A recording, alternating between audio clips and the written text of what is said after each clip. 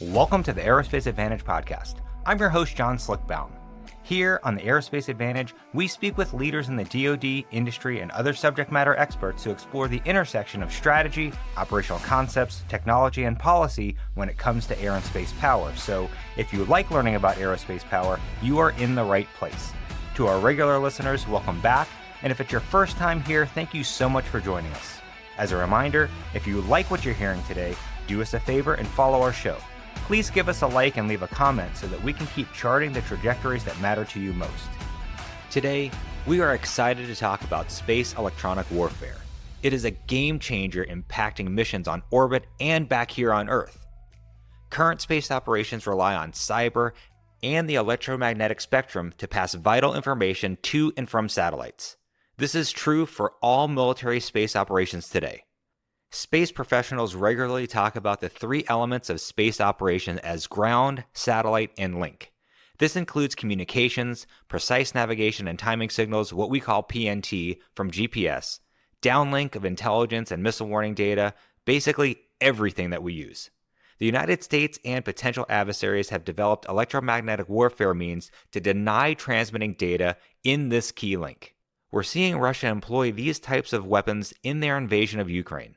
So understanding the importance of space electronic warfare, the threats, and countermeasures is absolutely critical for successfully engaging in any future conflict, especially peer fights.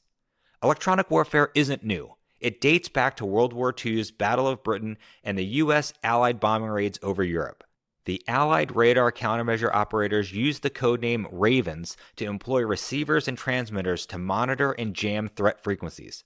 Military jargon later changed Ravens to Crows. Since that time, the defense of and maneuver within the electromagnetic spectrum has been undertaken by Crows across the military, government, industrial base, and academia. Back in 1964, these EW professionals established an organization called the Association of Old Crows to focus on electronic warfare, or EW, electromagnetic spectrum operations, EMSO, cyber electromagnetic activities, CEMA, information operations, IO, and other information-related capabilities.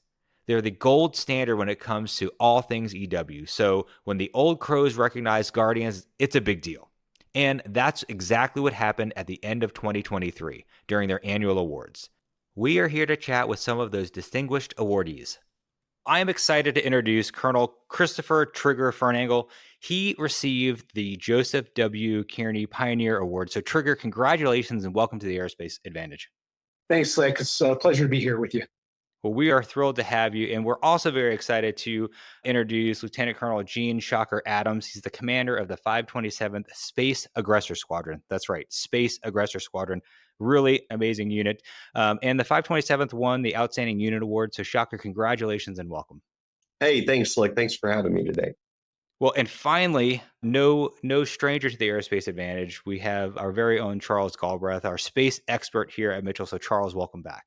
Thanks, Slick. Always great to be with you. And hi to Trigger and Shocker. Great to have you with us. Man, I tell you, I am really fired up and I just want to dive right in. So Trigger, I want to get started with you. What led to your selection for the Pioneer Award? I've got to ask you that first and foremost. Well, frankly, I just had the good fortune of being the commander for Delta III. So in the Space Force, Space Delta III does electromagnetic warfare for the nation. I got to lead a little north of 400 EW professionals across 4 squadrons. 3 of them were operational and 1 was training. And they achieved a lot of things in the 2023 timeframe as well as 2022. But I just want to hit on a couple things as far as highlights. The first thing the team did was to put together a quick reaction capability for the nation, for EW, to be able to quickly answer the call of our nation and our coalition partners to do site surveys, to do operational prep of the environment, and to deploy for 30 days until our traditional formations could get there. So that was a team built up of EW professionals across Air Force and Space Force specialty codes that could go out in austere locations with the right gear and organized, trained, and equipped to do that mission. The second thing I'd like to highlight is the ability for us to stand up an electromagnetic warfare ops course. And that is outside the great work that Space Delta I was doing through their initial training and the National Space Security Space Institute with their training. And it was really a top-off training before they went to mission qualifications. And what that allowed us to do is at the unclassified level, give people sets and reps to understand how to move and maneuver within the EMS and be ready at a more functional level for their weapon system training. And then finally, I'd be remiss if I didn't mention the mission growth during that year. We went from 4 to 7 expeditionary deployment locations, supporting 5 different combat commands. So at any given time, about a fourth of our formations were deployed. And with that math, about half were gone, either deployed, employing the system, or in spin-up training. Yeah, well, outstanding work. And again, congratulations on that award. And Shocker, I want to bring in here as well because the 527th has been integrating these types of threats that we're expecting to see from adversaries into exercises and training events for over 2 decades. So, what does it mean to you and, of course, the men and women of your unit to be recognized with the Outstanding Unit Award? Oh, it's an absolute honor. And it's an honor for me to serve as the commander of the 527 Space Aggressor. Like I tell a lot of folks, I don't think there's a higher form of life on Earth than a Space Force Space Aggressor. So it's an honor for me to serve in that capacity. Uh, as you mentioned, for over 20 years, we've been doing the GPS and the SATCOM EA mission. I think what really sets our folks apart is the ability to impact across the entire Department of Defense and with our partner nations. For example, we had about 32 exercises last year, 30 teach missions, impacting over 100,000 joint warfighters across the Army, the Marines, the Navy, Guardians, and partner nation forces. So just for the small number of folks we have, which I'll say is right around 50 at any given time, that's a huge impact across the entire Department of Defense and our partner nations. Well, Trigger and Shocker, I tried to paint the picture regarding the EW operational realities we need to consider in space. So, can you each paint the picture for how you see things from challenges and opportunities perspectives in the mission? Obviously, space EW is a useful tool for us, but we need to ensure that we defend our own assets from those sorts of attacks. Like anything, being effective demands a strong offense and defense. So, let's get started with Trigger first, please. Well, I think it's important to look at space-enabled attack from an adversary perspective through our ability to influence the kill chain. So whether it be EW from attack, support, or protection perspective, that we look through the lens of investing in capabilities we need to counter that threat, to protect our joint force from those space-enabled attacks. And then we also train our forces for that relevant and realistic threat environment they'll face. Absolutely. Well, like Colonel Fernengel just said, we need to train for that event, right? And that's what the aggressors bring to this fight is the ability to be the sparring partner for Blue forces with regard to EW. And that's on both sides, right? So we have our traditional SATCOM EA mission that we've talked about, that we've been doing for about 20 years. And that allows the users of SATCOM, or more recently through our Crimson Star exercise, the Delta 8 operators of those systems to practice identifying, characterizing, and mitigating that type of electronic attack. And then on the opposite side, when we work with Colonel Fernengel's folks, when he was at Delta 3, we have a mission area called Adversary SATCOM Network, where our own EW folks will practice their TTPs, and we will respond as the thinking adversary to those types of attacks. So you get those types of reps, and as General Morris Starcom said once, it's better to lose 100 times against the aggressors than once against a near-peer adversary, if that makes sense. Absolutely. And I have to say thank you to both of you for making the time and really just proud of what the Aerospace Advantage is doing. The level of folks that we have engaging on our show has just been incredible. Like, current commanders and leaders like yourselves. And I really have to hand it to Charles for making the connection and getting the right folks to discuss the topics that are impacting our national security at the highest level. And, Charles, in your last counterspace paper, you not only talked about EW threats, but also EW as a means to disrupt adversary space-enabled attacks on our forces. So, what makes EW for space so appealing? Yeah, so every satellite system that we have relies on that link for its communications, the commanding and controlling from the ground up to the satellite, and then the transmission of the data coming from that satellite back to the end users. And so, if there's a way to disrupt or to deny or to do something else to that signal, it's vulnerability that virtually every space capability would have. And so when you couple that with the desire to conduct operations that are responsible, that don't create long-lived debris. A temporary effect that can be achieved through electronic warfare is an ideal choice. And so that's why I think what Trigger and Shocker are doing and the entire EW community is doing on the space side is so important. Well, Trigger and Shocker, this question is, one of the perennial criticisms of space operations is high levels of classification. We talked about that, gosh, for almost the last 4 years on the Aerospace Advantage. And, I mentioned it in the intro. EW isn't new, and other domains also have EW capabilities. So, what have you seen in your time as space EW experts when it comes to lowering classification and integrating with other domains into joint operations, just so that security doesn't become a limiting factor for folks to work together? Yeah, what we're seeing at the Pentagon staff level is the work that Dr. Plum and his team is doing on OSD space policy staff to direct changes to declassify where it makes sense as far as conceal and reveal strategy. I also saw that personally in the 2016 timeframe when I took command of the 4th Space Control Squadron, now the 4th Electromagnetic Warfare Squadron. When I took over, everything was behind the green door at the top secret special access program level. And even in my short duration as commander over those 2 years, we saw much of the capability go from that top secret SAP level down to the collateral level, whether that be secret or top secret. That also enabled us to share more as far as partnership with coalition partners that have similar type capabilities or want to partner in the joint fires.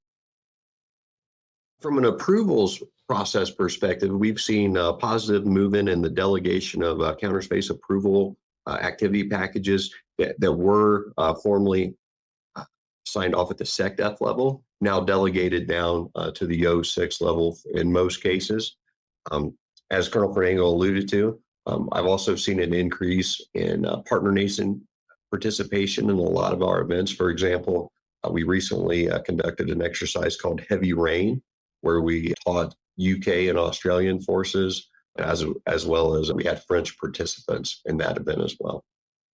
Yeah, well, it's great to hear that there have been some changes to really knock that down. I mean, to go from, I think you said SecDef level down to an O6, that's a big movement. Are there other additional steps that we should be taking from a policy perspective, in your opinion? Absolutely.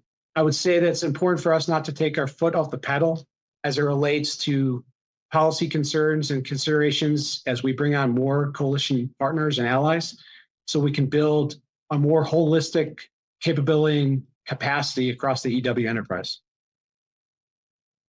Yeah, I think Colonel Fernengel's spot on with that. And I would just add, there's also the value in strategic deterrence, and it would be difficult to deter without the appropriate messaging. So I think as we demonstrate some of our events and folks have the opportunity to see some of our sparring sessions with Blue from the aggressor perspective, that can send a message, right? I think that's important. Also, from an aggressor perspective, as we start to modernize our replication capabilities, it'll be important to have that kind of empowered mindset going forward. Like we've talked about before, our traditional SATCOM and GPS mission areas, as well as adversary satellite network. But our job as the aggressors is to replicate red capabilities. And right now, that's a small portion of what those folks could bring to bear. So as we look at other mission capabilities, those types of approvals and those types of classification levels that allow us to send the strategic message and to work more closely with our partner nations will only make us much more proficient and effective. Yeah, it sounds like there's a compounding sort of set of circumstances at play here. On the one hand, when we decrease classification levels, we're more likely to integrate them into joint operations and to allied operations, which will make us more effective should we ever go to conflict. That also helps strengthen the deterrent messaging that we send to our potential adversaries, that we have this robust integrated deterrent capability, not just with ourselves, but with the joint force and our allies and partners. And then on top of that, well, we're able to integrate that into exercises and training programs so that we're even more proficient should we ever have to go to conflict. So it's like this compounding on top of each other, multiplying the net effect of lowering the classification to increase our overall deterrence by, maybe a factor of 3. Yeah, I could not I couldn't agree more, Charles. This is a great point. And I think that, again, the second, third order effects out of lowering the classification level is what everybody's been asking for a long time, frankly, I think. But, I want to shift the conversation a little bit and talk about organizations. When the Space Force stood up, we saw some consolidation of capabilities, prior Air Force units and missions primarily, but also former Army and Navy personnel and units as well. So we're also seeing new organization changes coming up from the Department of the Air Force as part of the pivot to the great power competition. So where does Space EW fit into this picture? Well, as you noted, as we brought on those soldiers, sailors, and airmen into the Space Force, we really gained a diversity of thought built on experience and education. And that's really important as we identify and build that culture and identity of guardians in the future for the next fight. As we relate it to Space EW, we just need to normalize it. That's my personal opinion. And as we normalize EW into all domain fires, whether that be from a ship, ground, air, or space-based, that we are able to integrate and synchronize those fires for effect. As we brought on new units, like you hinted at, we brought on operational units that do EW in the protect and defend mission for the space domain, as well as between ground-based and space-based systems to make sure that the adversary doesn't have that benefit of space-enabled attack.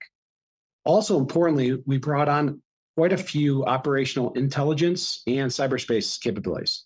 And that's important as we build out targeting folders, as we build out the operational prep of the environment of what's needed, and also so we defend our weapon systems with the soft underbelly of space operations being cyber.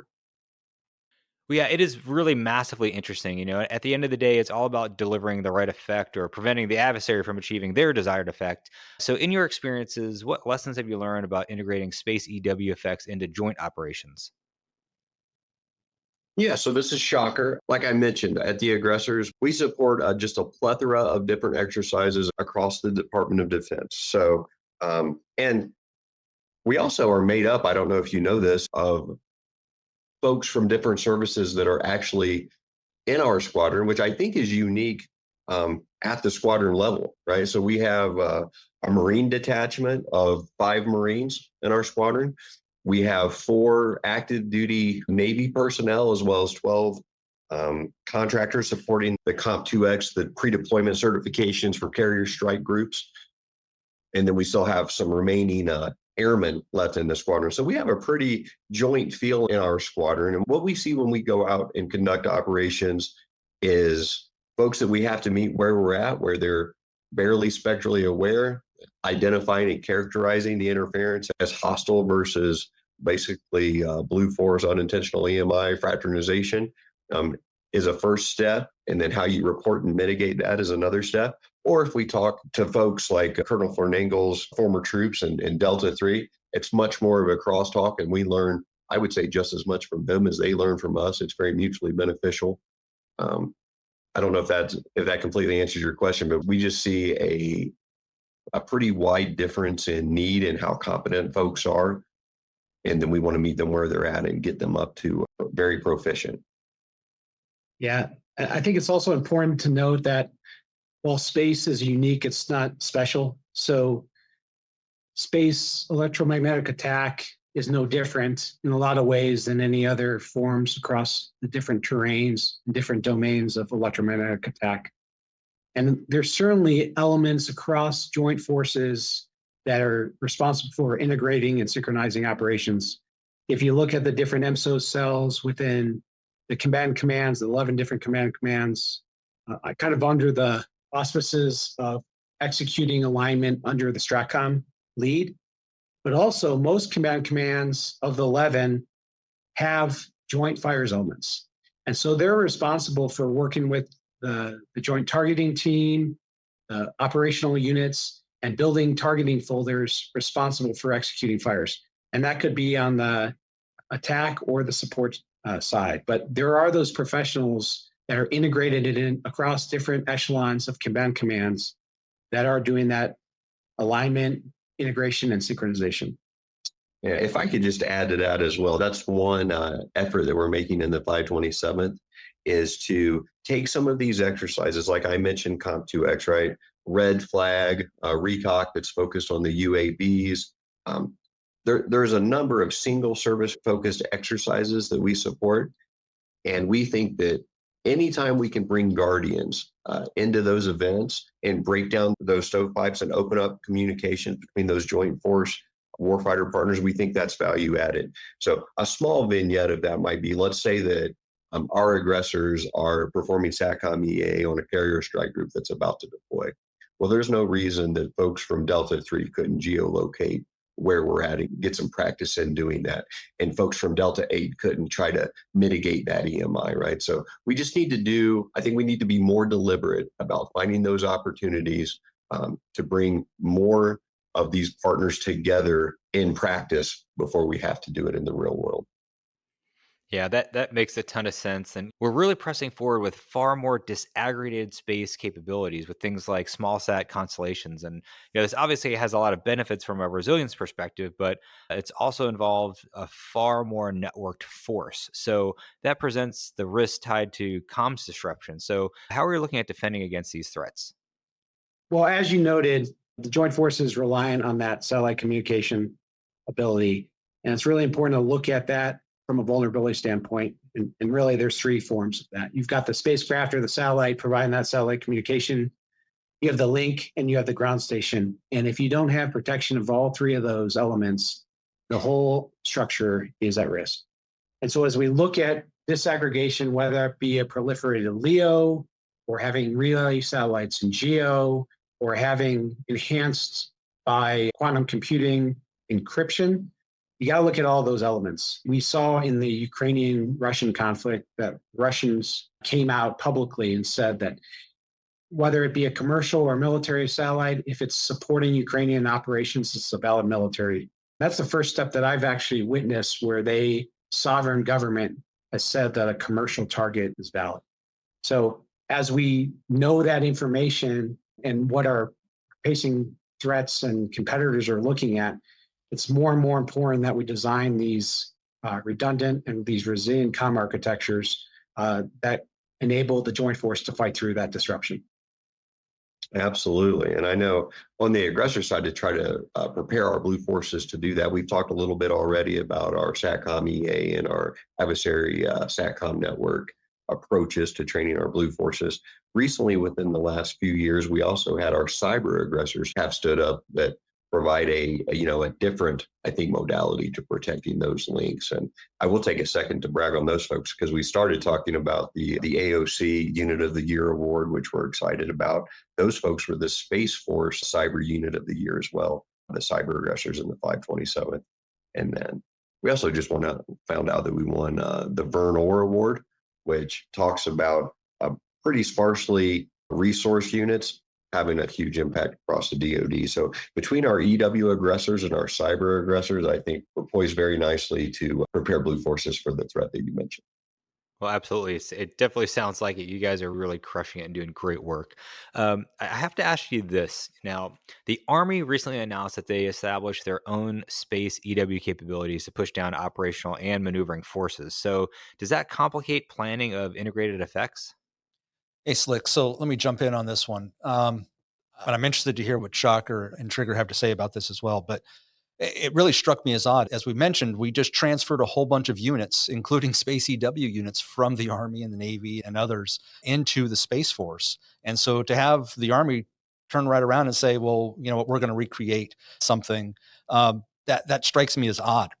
Why couldn't the Space Force deliver that set of capabilities back to the Army in the way we see, other cross domain and cross service support activities like we've done base defense. The Army does base defense for the Air Force. So I really wonder why the Army felt the need to do this. Now, your question about does this complicate integration? I think anytime you get multiple sort of cooks in the kitchen, it's going to complicate some of the planning. I'm not saying it's impossible. Certainly, a JFAC is able to integrate all sorts of air capabilities into an effective military operation, and so I think the same can be said for space.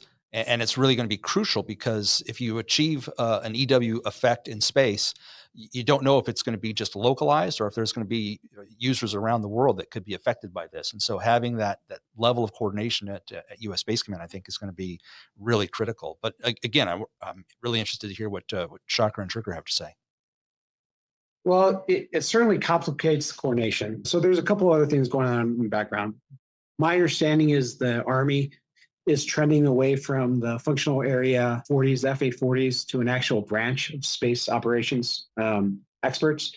And so their purpose for that is a couple-fold: missile defense, missile warning, as well as EW fires. And so as they integrate these multi-domain task forces, the onus is really going to be at the operational level of command and control to do this deconfliction and integration. What we're seeing also on the command side and also some of the component levels is we've got, on the US Spacecom side, we've got joint integrated space teams. And on the Space Force side, each command, we're trending, and they already have a couple, INDOPACOM being one, CENTCOM being another, EUCOM, AFRICOM, where they have space components under that command. And so when we're talking about how do you do the integration, because you've got Space Force units, you've got Army units, you have some other units, all doing fires, all doing similar protect and defend against space-enabled attack, enabling freedom of action for terrestrial forces, and things of that nature. So what you really need to be careful of, if you don't have the right network to do that coordination and synchronization, is fratricide. So fratricide in the EMS is obviously a huge concern. We don't want to block out our own personnel, whether that be DoD or IC personnel. And so the risk with multi-domain task force, if it's not properly coordinated at that kind of operational C2 element and deconflicted, could really impact operations in a negative. The flip side is, if it is integrated at the appropriate level, and we all know that ComRel is always a significant challenge, it could benefit by providing capacity where the Space Force units need more. But from a capability standpoint, pretty similar for what they want to do. And I would just add, from an aggressor perspective, this question just highlights the importance of what we talked about earlier with regard to integrated training.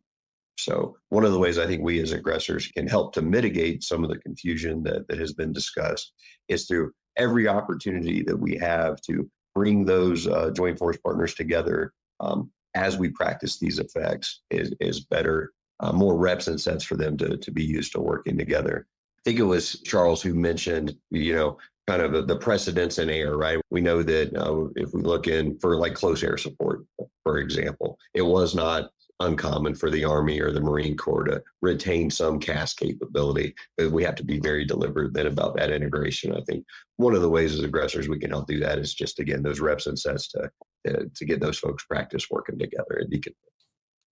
Well, Charles, you said something interesting there, and the Air Force learned this lesson in Vietnam and began cross-filling inter-service personnel with jobs like ground liaison officers from the Army with Air Force units, and I know a lot of folks know about ALOs, air liaison officers working with the Army. So, do you think the Space Force needs a space liaison officer or a SLO to advise Army elements or something like that?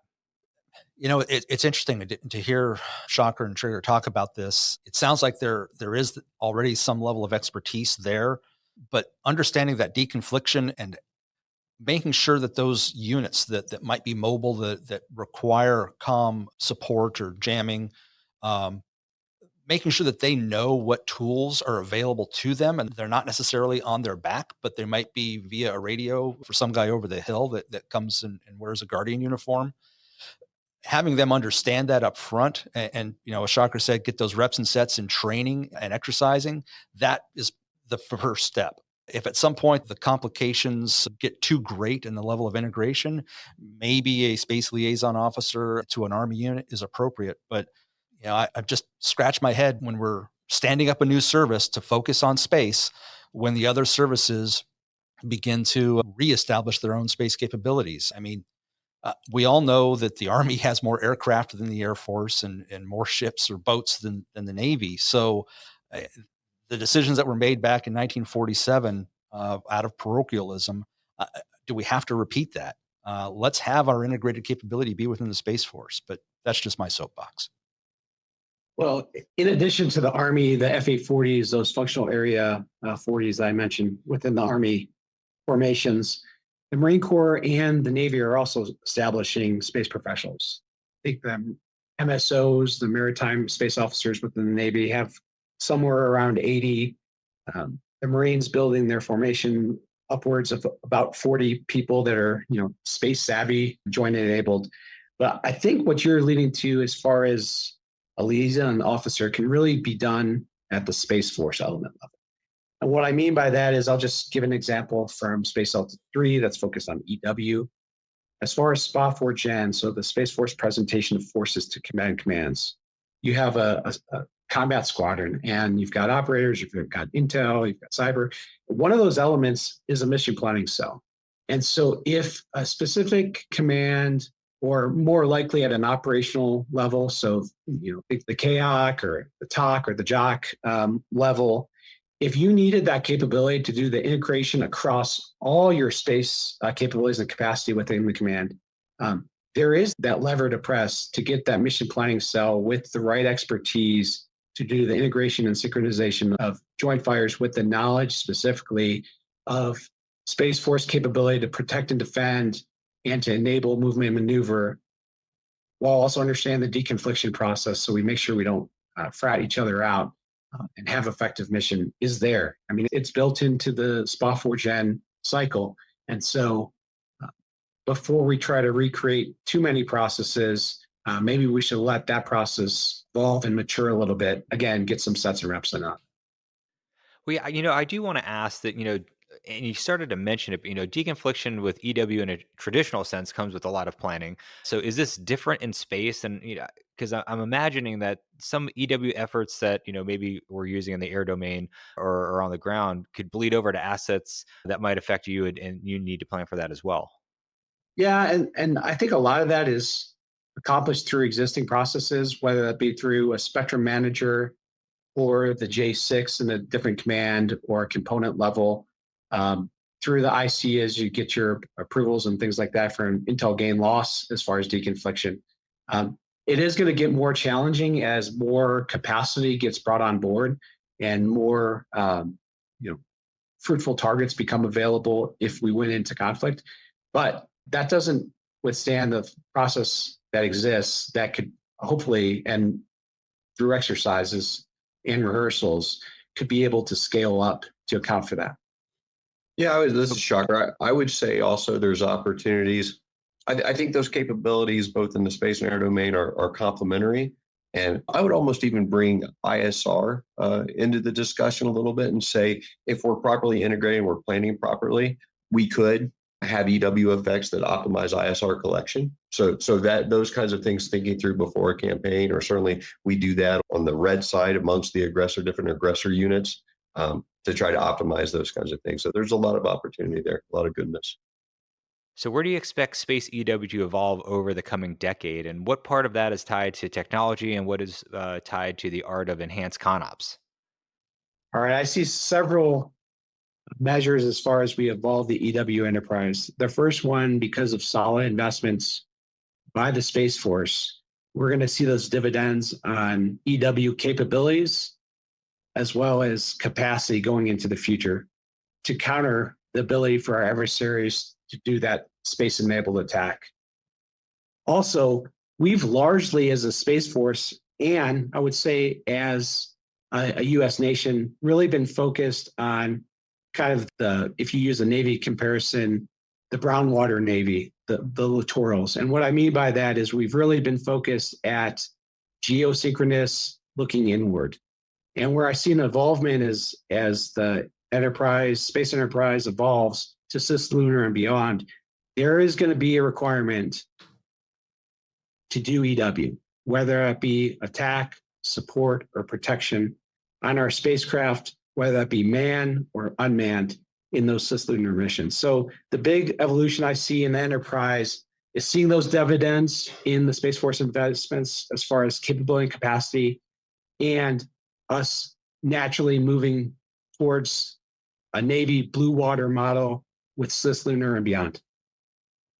Hey, absolutely. And I appreciate the opportunity to highlight kind of the growth of the space aggressors into the future here. So we've talked throughout the podcast about the traditional mission of the aggressors with GPS, EA, SATCOM, EA, and ASN.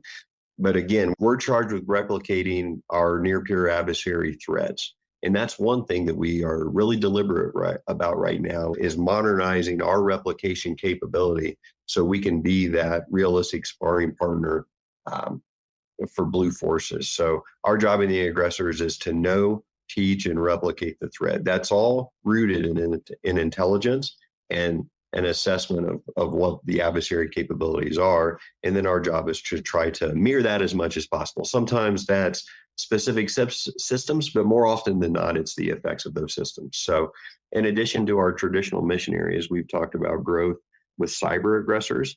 We're also exploring directed energy weapons, SAR jammers, LNS band jammers.